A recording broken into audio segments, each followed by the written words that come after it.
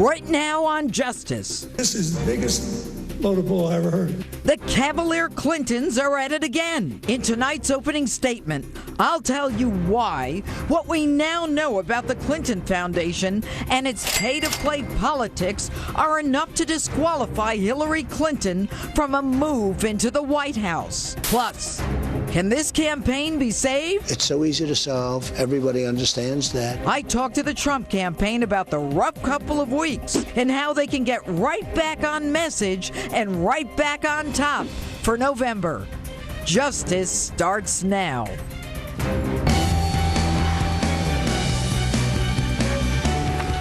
Hello and welcome to Justice. I'm Judge Jeanine Pirro. Thanks for being with us tonight. Now to my opening statement. It wasn't about convenience, and this is not old news.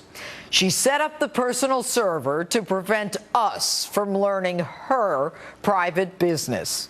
And it is only because of a government watchdog group and an ethical federal judge that we found out why this week. Why? Because Bill and Hillary Clinton are the Bonnie and Clyde of American politics. Now follow me on this one. Why would a woman, a lawyer no less, one experienced many times over in the ways of Washington, risk placing classified information, our live assets, the placement of satellites, drones, and our most secret plans on an unprotected, non-government, non-capturable server? Why would she violate federal regulations upon which she was schooled just before she became Secretary of State, not to mention violate federal criminal laws that would put her in jail? She's too smart to do that. Why would she take the time to make the effort to hide, destroy, and delete 33,000 emails? Now we know. She did it for the most selfish of reasons, the oldest of motives. She did it for greed and for power and for the almighty dollar. She did it to hide her shady Clinton Foundation dealings. She did it in order to do favors for Clinton donors and to put a price tag on our State Department.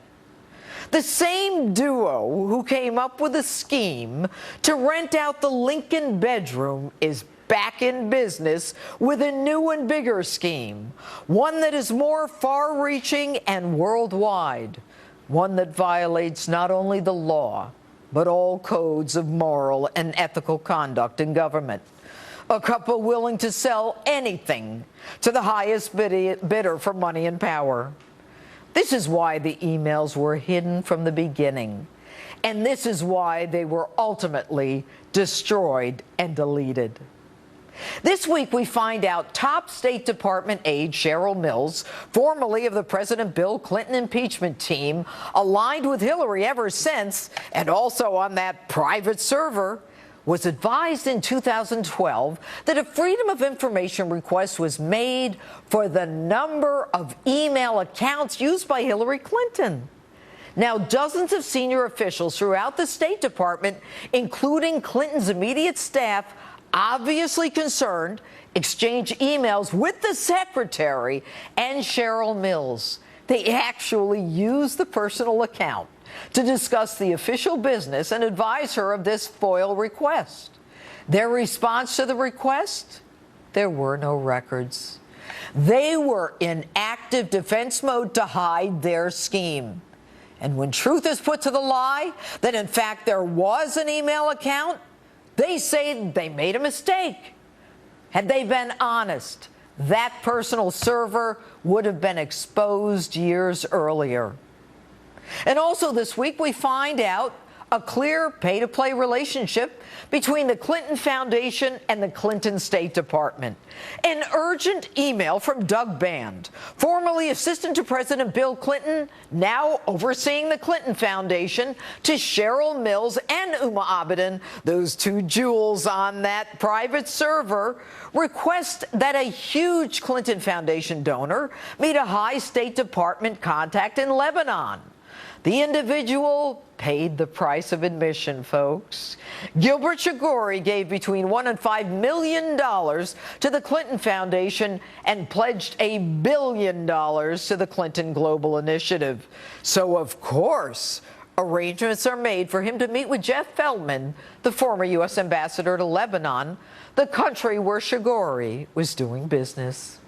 Abedin, ironically, paid both by the foundation and the State Department, immediately responds with, "I'll talk to Jeff," ignoring the agreement between Hillary and President Obama to create a wall between that Clinton Foundation and the State Department, confident that it would never be found out.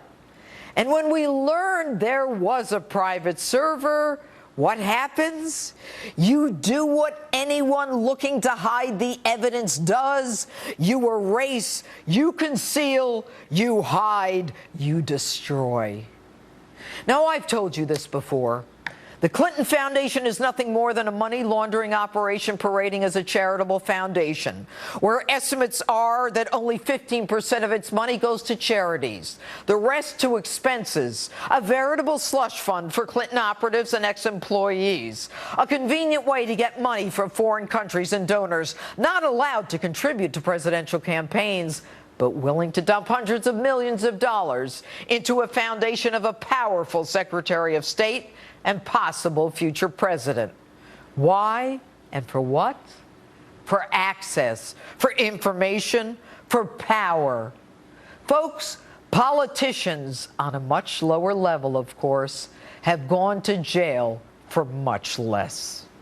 And we find out this week that when the FBI, 3 separate offices, approached the Department of Justice to commence an investigation into this so-called not-for-profit 501c3, the Department of Justice refuses to do so. You know, and Fifth Amendment pleading Lois Lerner, when she opens files on small conservative organizations, she gets away with it too. A few years vacations, a bonus, and a pension.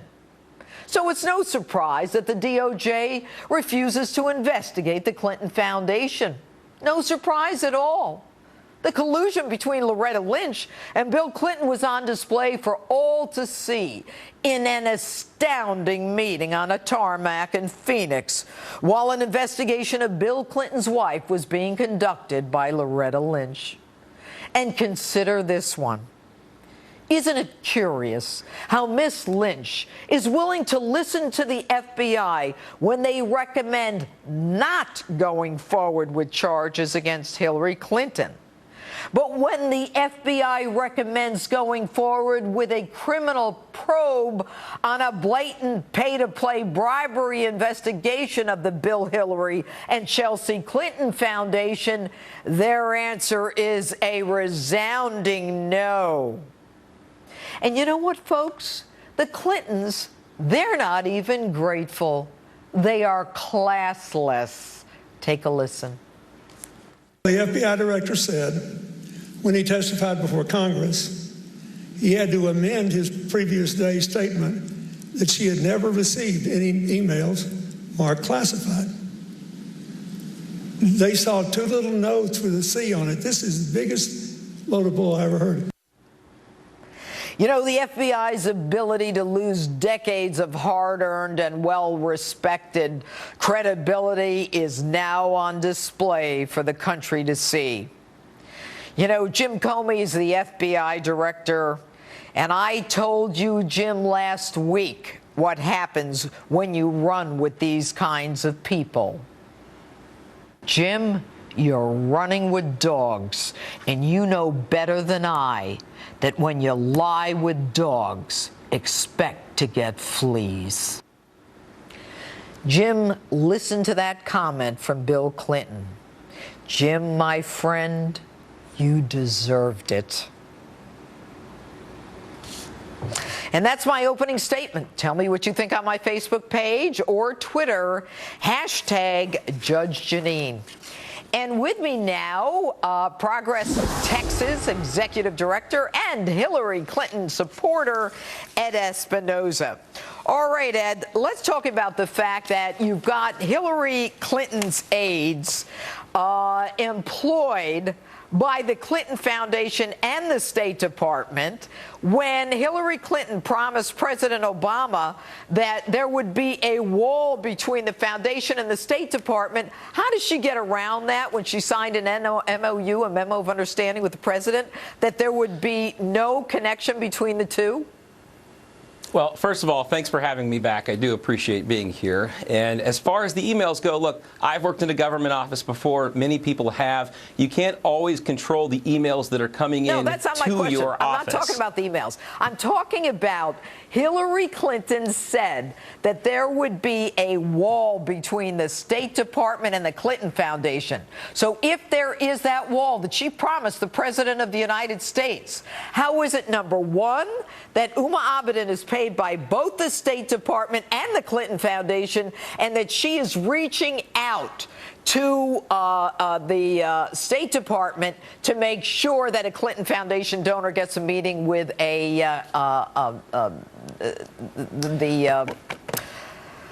Mr. Feldman there, the ambassador to Lebanon?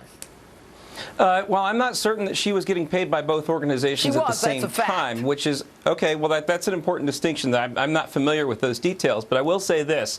If there's an MOU between the State Department and another office in the government, that doesn't necessarily bind an outside entity by that MOU. The MOU was between Hillary Clinton and the president, saying that there would be a wall between the foundation and the State Department. I'm trying to give you an answer to it. Respectfully, if the other organization from the outside sends an email and they send requests, they're not bound by, the outside entity is not bound by that MOU. Now, as I was saying, I've worked for government offices before. Lots of unusual and sometimes misguided requests will come into those government offices. The important thing is do the offices receiving them have the judgment to act or not act on them? And in this case, I don't think there's any evidence that the State Department did act on those emails. Yeah, they set up the meeting, Ed. They set up the meeting. And by the way, when you've got the same woman employed by the foundation and the State Department who's setting up the meeting for a guy who gave $5 million to the foundation, whether or not the meeting occurred is not the issue. Shigori and Feldman say it didn't occur, but they set up the meeting. You got a problem with that?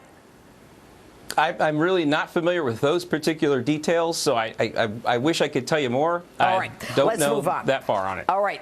You know, Bill and Hillary Clinton released their taxes today, and 96% of their charitable donations went to their own foundation. Did you know that?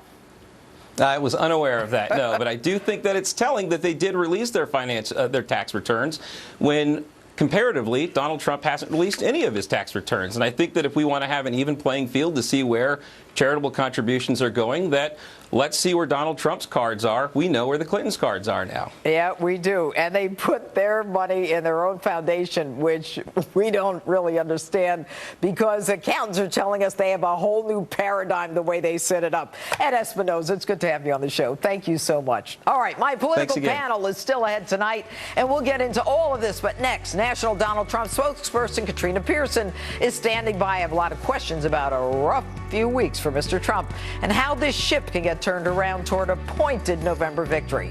My interview with Katrina is next.